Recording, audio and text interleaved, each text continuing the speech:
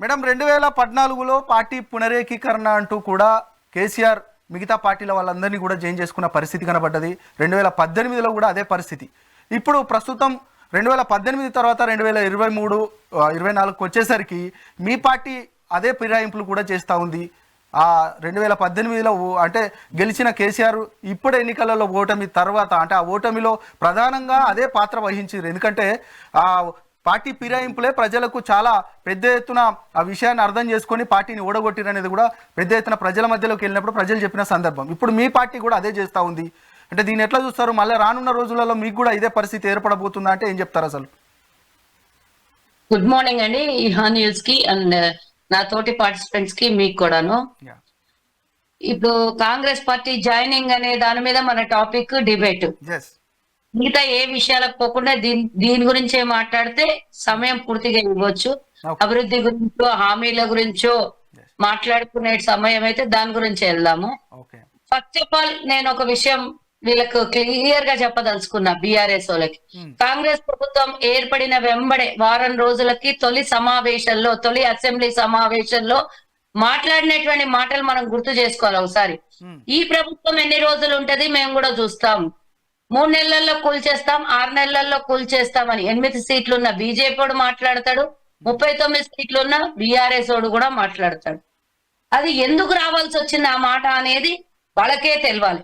గతంలో మనం చూసినాం బీజేపీ ప్రతి రాష్ట్రంలో ప్రభుత్వాల్ని కూల్చేసి 14 రాష్ట్రాలలో ప్రభుత్వాల్ని కూల్చేసినటువంటి వైనం మనం చూసినాం. అదే వీళ్ళకు జాలిం లోషన్ అంటువ్యాధి వీళ్ళకు కూడా సోకింది బీఆర్ఎస్. కాబట్టి వీళ్ళు కూడా మీరు గుర్తుంచుకోవాలి, 22 మంది ఎమ్మెల్యేలు మాకు 2014లో గెలిచారు, 19 మంది ఎమ్మెల్యేలు 2018లో గెలిచారు, 2022లో 12 మంది టీడీపీ, 22 మంది కాంగ్రెస్, అంటే ఓవరాల్ గా 34 మంది ఎమ్మెల్యేలు ప్రతిపక్షంలో ఉన్నారు. అప్పుడు కూడా 8 మంది ఎమ్మెల్యేలు ఉన్నట్టు ఈనాటి బీజేపీ ఎమ్మెల్యేలు ఉన్నట్టు ఆనాడు కాంగ్రెస్ అత్యధిక శాతం వీళ్ళకన్నా 3 వంతులు ఎక్కువ ఉంటే కూడా మేము ఏనాడు కూడా ప్రభుత్వం కూలిపోతుంది, మేము మీ ప్రభుత్వాన్ని కూల్చేస్తామని ఏనాడు కూడా మాట్లాడలేదు.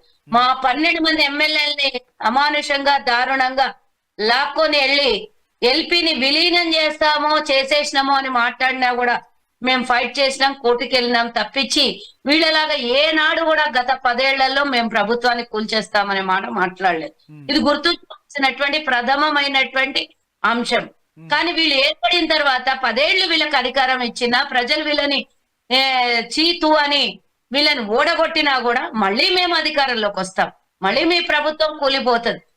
మాటికి ఆ మాట అన్న తర్వాత ఎవడన్నా బుద్ధున్నోడు మీరు ప్రభుత్వాన్ని కూల్చేస్తాము అన్న తర్వాత కూడా ప్రజలు పూర్తిగా మ్యాండేట్ ఇచ్చి 65 మంది ఎమ్మెల్యేలతో కాంగ్రెస్ ప్రభుత్వం ఏర్పడమని ఆశీర్వదించిన తెలంగాణ ప్రజలకి మేము 5 సంవత్సరాలు మేము మాకు ఇచ్చినటువంటి ఆశీర్వాదంతో పూర్తి స్థాయిలో పరిపాలించే హక్కు అధికారం మాకు మాత్రమే ఉంది.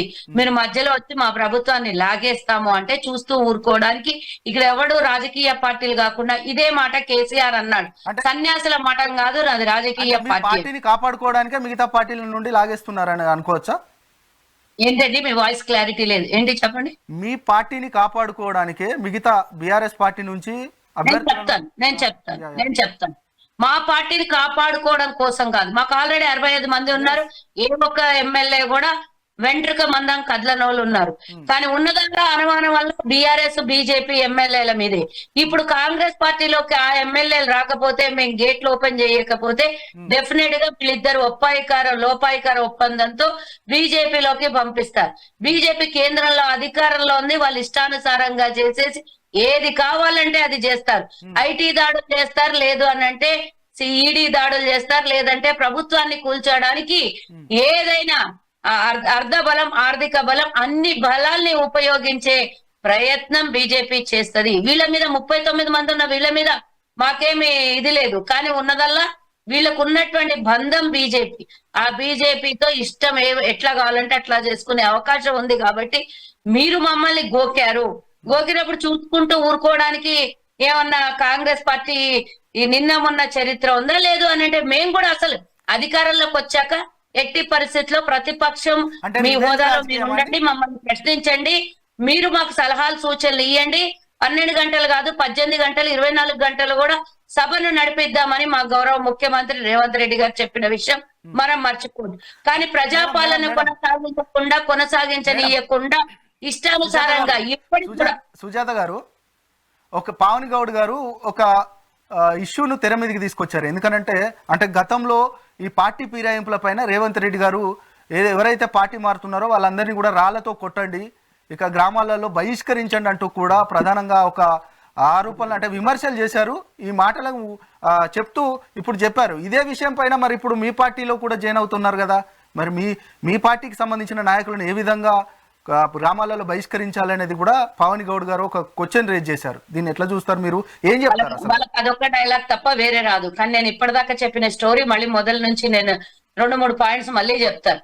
మేము గతంలో ప్రభుత్వాన్ని కూల్చేస్తాం అనలేదు. మీకు 88 మంది 2018లో పూర్తి మెజార్టీ, సంపూర్ణ మెజార్టీ ఇచ్చినా కూడా మీరు 12 మందిని లాక్కోవడానికి అర్థం ఏంటి అంటే, ఈ రోజు మేము ప్రతిపక్షం మాట్లాడొద్దు, ప్రతిపక్షం గొంతు నొక్కేయాలి, తడిగుడ్డతో ప్రజల గొంతులు కొయ్యాలి అని మాకు కాంగ్రెస్ పార్టీకి లేదు.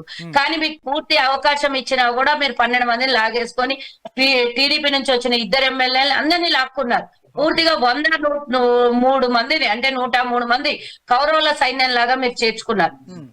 ఎందుకు ఆ రోజు కేవలం ప్రతిపక్షం ఉండొద్దు, మాకు ఈ రోజు ప్రతిపక్షం ఉండొద్దు అని కాదు, ఈ రోజు మీరు ప్రభుత్వాన్ని కూల్చుతామనే మాట మీ నోట్లో నుంచి రావద్దు అనే ఉద్దేశంతో కాంగ్రెస్ పార్టీ ద్వారాలను తెరిచింది తప్ప మీలాంటి వేషాలు వేసేటందుకోసం కాదు.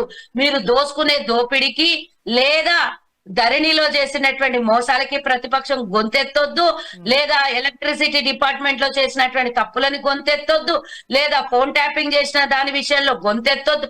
ఇలా 1-2 చెప్పుకుంటూ పోతే తెలంగాణలో చేసినటువంటి అకృత్యాలు, అన్యాయాలు, మోసాలు, అఘాయిత్యాలు 1 కాదు 2 కాదు కేసీఆర్ ప్రభుత్వంలో ఇవన్నీ గొంతెత్తి అసెంబ్లీలో గాని ప్రజల మధ్యకి మెజార్టీగా మాట్లాడనీయకుండా చేసే ప్రయత్నంలో మా ఎమ్మెల్యేలు లాక్కున్నారు. కాబట్టి రేవంత్ రెడ్డి గారు నిక్కార్స్గా అదే మాట చెప్పారు. కానీ ఈ రోజున్న పరిస్థితి ఏంటి, మాకేం ప్రతిపక్ష హోదా ఉండొద్దు అనే ఉద్దేశమే లేదు. ఈ రోజు మేము ధర్నా చౌక్ పెట్టినాం, మీకు ధర్నాలు చేసుకోమని. మీలాగా ధర్నా చౌక్ మూసేయలేదు. మేము ఈ రోజు మంత్రుల ఎమ్మెల్యేల ముఖ్యమంత్రి ఇండ్ల ద్వారాలను తెరిచిపెట్టినాం. ఎవరైనా వచ్చి మాట్లాడొచ్చు, ఎవరి గొంతైనా ఇప్పి ప్రశ్నించవచ్చు, ఎవరైనా సమస్యల్ని చెప్పుకోవచ్చు, పరిష్కరించుకోవచ్చు అని సెక్రటేరియట్ నుంచి మొదలు పెడితే ముఖ్యమంత్రి ఇల్లు, ప్రజాభవన్, ప్రగతి భవన్ ప్రతి ఒక్క ద్వారం తెరిచిపెట్టినాం. ఇవన్నీ ప్రజలకు సమస్యల్ని పరిష్కరించడం కోసమే గాని గొంతులు ఎత్తి మాట్లాడనీయకుండా చేయడం కోసం కాదు. వాళ్ళ పాలనకి మా పాలనకి 100% తేడా ఉంది.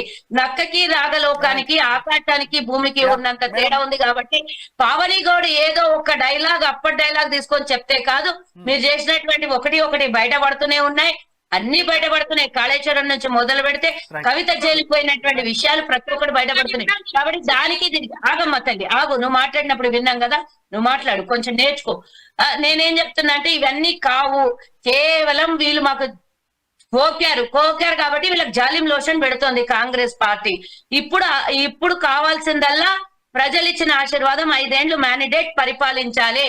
వీళ్ళు వెధవేషాలు వెయ్యకుండా, మమ్మల్ని మధ్యలో డిస్టర్బ్ చేయకుండా ఏకాగ్రతతో ప్రభుత్వాన్ని పరిపాలించడం కోసమే కాంగ్రెస్ ఈ ఇనిషియేటివ్ తీసుకోవడం కాదు.